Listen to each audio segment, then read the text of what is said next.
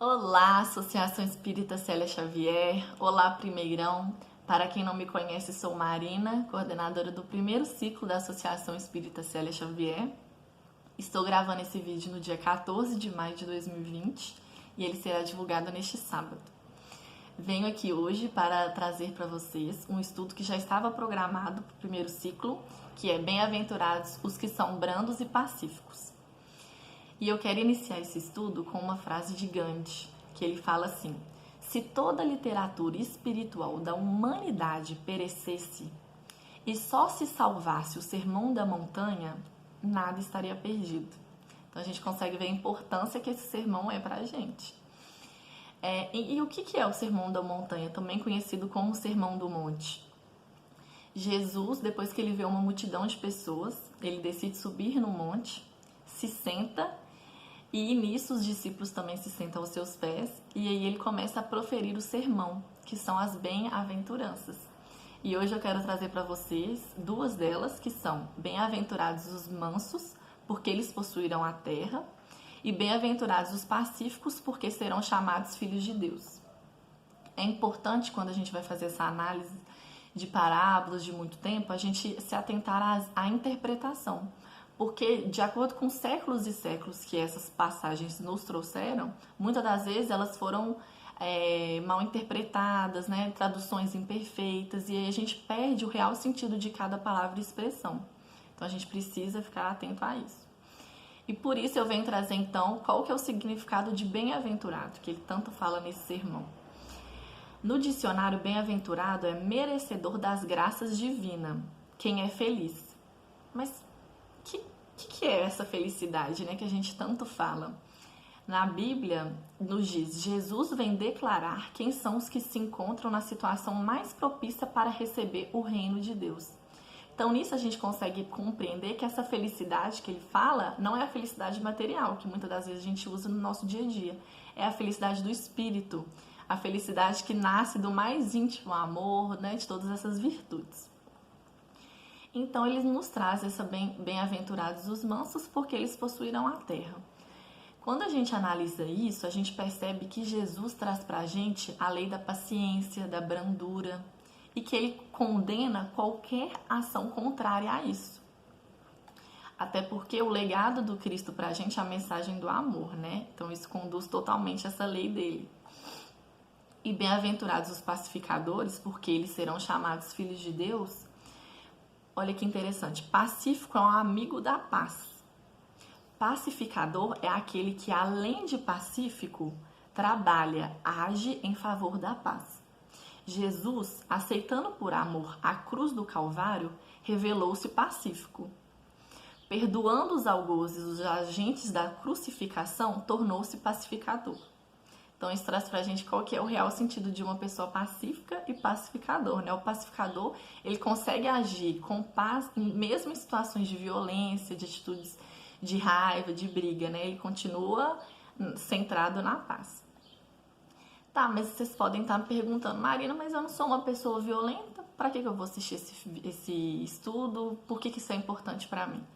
Então acho que é importante a gente se atentar a primeira premissa da comunicação não violenta, que é de que todos nós somos seres violentos. Porque a gente, muitas das vezes, a gente leva a violência apenas como aquela de briga, de guerra, de matar uma pessoa, e isso os cidadãos comuns, eles não fazem. Então, se a gente for por esse parâmetro, realmente não somos cidadãos violentos. Mas essa é apenas um tipo de violência, que é a física. Mas tem a pacífica, que abrange vários outros níveis de violência e que a gente aplica isso cotidianamente, né? Olha, um exemplo é, por exemplo, a violência vem da crença de que as outras pessoas nos causam sofrimentos e, portanto, merecem ser punidas. Quantas das vezes a gente não tem essa ideia, né, de essa pessoa, ela nos causou isso, então agora eu vou revidar, a ideia de vingança, né? Só por isso a gente já pode ver que a gente é violência. A violência psicológica que a gente faz com os outros, com os nós mesmos, elas também são muito fortes. Então tá, então a gente compreendeu por que nós somos seres violentos, a gente precisa desse estudo. Por que essas bem-aventuranças são tão importantes para a gente. Nós encarnados, a gente tem a fé cega da violência, que o Haroldo, numa palestra dele muito interessante, ele fala que a gente não pode alimentar a ingenuidade de que a violência resolve rápido qualquer problema, porque isso é o que a gente acredita muitas das vezes. E aí ele fala assim pra gente, realmente, resolve rápido, mal e por pouco tempo. Ou seja, não resolve, né? A gente tem a ideia de que resolve, mas ela não resolve. Por que a gente tem essa ideia? Porque qualquer ação que a gente for adotar através da brandura e da paz é um processo difícil de ser implementado, de ser mantido e, na maioria das vezes, demora muito para surtir efeito. E não é isso que a gente quer. A sociedade alimenta que a gente precisa de ter as soluções imediatas, independente se as soluções forem impróprias, né? Mas vamos resolver rápido, então vamos adotar qualquer coisa. E é interessante que a Haroldo continua na interpretação de que por isso que em momentos de crise de transição, olha como é que é muito atual isso, a nossa primeira tendência é abandonar os processos de paz e aderir aos processos de violência. Por quê? Por causa disso, porque a sociedade contemporânea nos exige essas soluções rápidas. E o que a gente consegue levar como soluções rápidas é a violência, que ali resolveu e a gente sabe que não, né? Que não é isso que vai nos trazer. E muitas das vezes é por isso que até hoje, para os cristãos também, nós, a mensagem de Jesus ainda é amarga e indigesta, sabe? Não desce muito bem pra gente. Porque a gente se questiona, que Messias é esse? Que veio, mas não veio com um exército. Que não libertou o povo hebreu da perseguição, que não assumiu o poder pela força. A gente se questiona isso várias vezes, né?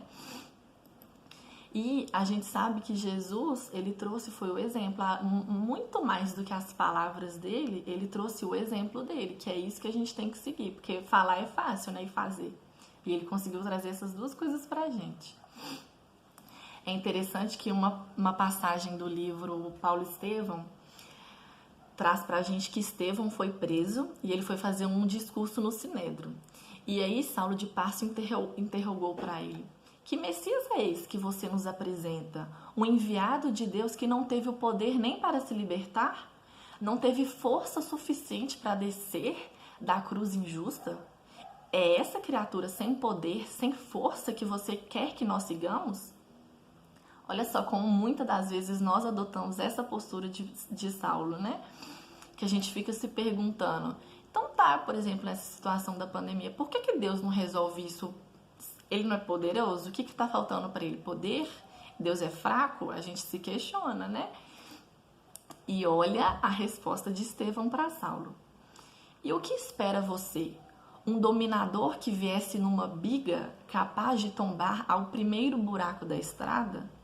Biga antigamente lá para o povo romano, é um carro de 2 ou 4 rodas que é puxado por cavalo, né? Então, assim, o que ele traz pra gente? É a mesma coisa assim, o que adianta um veículo poderoso que para por falta de combustível, trazendo nos dias de hoje? E essa resposta quer nos dizer que a natureza da vida corpórea é uma natureza frágil, né? Na verdade, a marca da encarnação é essa fragilidade. Porque, na verdade, não importa, não é quantos títulos a gente tem, quantos soldados a gente comandou. Porque, de qualquer jeito, a gente vai morrer, não é? A gente não sabe que essa premissa, no final, todo mundo vai chegar nela, não é a morte. Então, assim, quando a gente chegar do outro lado, a gente vai ser avaliado pelo quê? Pelas mãos, pelo que as mãos podem carregar. O que isso quer dizer? Pelas obras que a gente fez aqui, pelas obras de caridade que a gente fez e pelo que o coração carrega. Então, quais são os sentimentos que a gente vai chegar lá? E isso de avaliar não é que vai ter uma pessoa lá com um chicotezinho, não é essa a ideia, a gente sabe. É a nossa própria mente, quando a gente chegar lá, a gente já vai se fazer a avaliação, não vai precisar de ninguém nem falar nada, a gente já vai se próprio avaliar e falar, nossa, de novo, né, eu fiz isso. E a gente está aqui hoje para a gente conseguir reverter, a gente tem tempo para isso. E então essa fragilidade, ela deveria ser suficiente para a gente compreender que nenhum poder que emana da matéria se compara ao mais simples poder que emana do Espírito. Então, a essência que Jesus quer trazer pra gente é o poder espiritual, que ele que é o poder que é duradouro, que é o poder essencial, né? É o do Espírito, porque o da matéria ela vai perecer. Então, o que adianta a gente estar governando não sei quantos soldados na guerra se no dia seguinte a gente morrer por infarto? Vai ficar o quê, né? Então, a bem-aventurança, ela aponta para os futuros da terra, porque ele fala, né, bem-aventurados os que são brandos porque possuirão a terra. Então, qual que é esse sentido de possuirão a terra? É a promessa da terra futura, que a gente sabe que a gente está passando pela transição, né, de mundo de provas e expiações para o mundo de regeneração. Então, ele nos questiona: quantos espíritos se libertaram dos fascínios dos métodos da violência? Porque para ir para esse mundo de regeneração, a gente já tem que ter compreendido exatamente os limites da violência e o conceito de violência, né? E através do Evangelho segundo o Espiritismo, a gente consegue ampliar essa nossa visão, né? É interessante, no livro Estante da Vida, no capítulo 25, chama A Cura, pelo Espírito Humberto de Campos, ele traz, numa das passagens, o conceito de Deus usa o tempo, não a violência. Então, todos os processos da natureza, eles são embasados no tempo. E muitas das vezes a gente não entende, né? A gente fica se questionando, mas por que eu queria? Muitas das vezes a gente compara o outro. Por que o outro tem a mesma idade, já tem carteira, já está na faculdade e eu não? Mas cada fruto se frutifica num tempo. Ele precisa de um tempo para isso, né? Haroldo, ele faz uma comparação de que não adianta a gente plantar café e querer tomar a primeira xícara de café daqui 15 dias, porque o café não vai conseguir se frutificar, nascer em 15 dias, ele vai durar anos e anos. Então, se a gente quer colher alguma coisa em 15 dias, a gente vai procurar uma hortaliça que vai realmente dar aquele fruto em 15 dias. Então, uma alface, não sei, não sou entendedora disso, mas é só para entender que cada uma tem o seu tempo e a gente tem que respeitar isso. Porque ninguém sai da categoria de espírito imperfeito para espírito perfeito no susto. Então a gente não simplesmente, agora eu sou espírito perfeito. Não é isso, né? É o tempo que vai nos trazer, que pelos aprendizados, pelas dificuldades que a gente vai ter, que a gente vai passar de espírito imperfeito para perfeito. E são quantas inúmeras encarnações, né? E é muito importante nesse estudo sobre violência a gente ter ciência de que a gente não foi criado para odiar e nem permanecer magoados.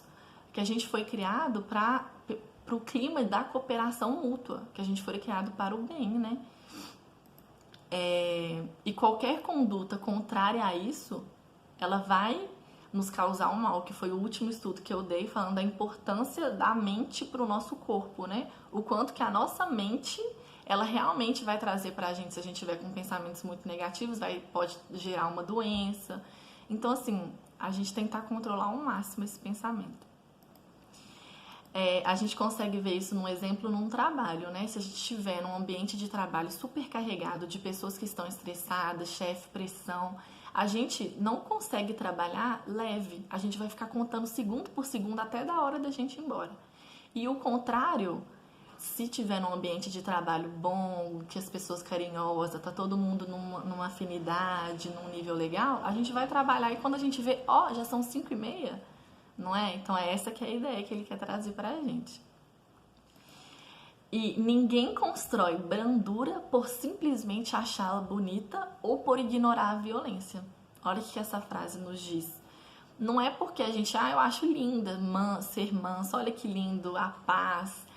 E também ignorar a violência dá a falsa sensação de que a gente aprendeu. Mas ignorar não vai nos trazer conhecimento nenhum. A gente tem que, naquela situação, tentar passar por aquilo da melhor forma, da forma mais pacífica que a gente conseguir.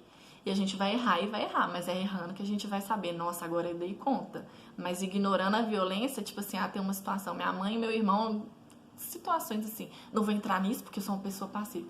Mas não, às vezes a gente entrar e tentar explicar, falar, gente, não é por assim, vamos tentar achar outra situação. do que a gente, aí que a gente vai ver, nossa, não deixei me levar pelo sentimento deles, não entrei na gritaria, não entrei na confusão. É assim que a gente vai ver, nossa, eu tô dando conta. E no livro Escrínios de Luz, né, do Chico Xavier pelo Espírito Emmanuel, ele fala: quando Jesus proclamou a felicidade nos mansos de coração, não se propunha de certo exaltar a ociosidade, a hesitação e a fraqueza. Então é totalmente diferente essa ideia, né, de mansuetude e fraqueza. São coisas diferentes. Não é que a gente vai ser manso que a gente vai ser fraco. Não é que a gente vai ser manso que a gente, né, vai hesitar nas situações. Não é essa. Tem uma situação que Haroldo conta pra gente nessa palestra de Gandhi. Gandhi estava andando despretensiosamente e veio um soldado e deu um soco no rosto de Gandhi, tão forte que ele caiu. Ele cai e aí ele se levanta, né, com dificuldade, e no que ele se levanta, o soldado vai lá e dá outro soco pra ele. Deu nem tempo dele de nada, né? Acabou de levantar, deu outro soco e ele cai. E aí ele levanta sem demonstrar qualquer nível de raiva, qualquer vontade de revidar. E aí o soldado vira e pergunta assim: que homem que é esse que te ensinou a ser covarde? E aí Gandhi vira e fala assim: esse homem que você carrega no crucifixo no seu peito. Gente, olha só a mensagem. Foi tão forte isso que Gandhi fez que o soldado disparou a chorar horrores. Porque olha só o nível daquele ser. Ele estava ali carregando um crucifixo de Jesus no peito e estava dando murro numa pessoa que ela não dava tempo de, assim, nem de se proteger, uma pessoa totalmente desprotegida. Então, assim, olha o paradoxo que a gente é. Se a gente está carregando aquela mensagem ali de Jesus no peito, mas as nossas ações estão sendo essa também, né? Essa mensagem é maravilhosa.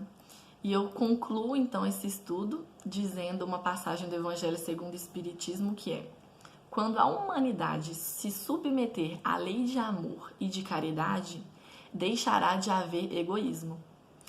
Quando o fraco e o pacífico já não serão explorados nem esmagados pelo forte e pelo violento.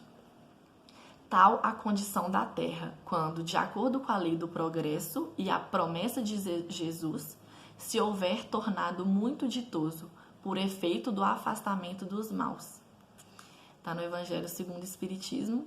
E para quem tiver interesse, porque eu já extrapolei o nosso tempo, uma mensagem maravilhosa é a Cantiga da Esperança, de Maria Dolores. Está no livro Antologia da Espiritualidade, de Chico Xavier. Traz essa ideia da esperança, Cantiga da Esperança. Então, muito obrigada, que a gente, durante as nossas ações, a gente consiga seguir nesse caminho da paz, nesse momento de dificuldade de pandemia, que é tentando que a gente alcance. Então, beijos e até a próxima.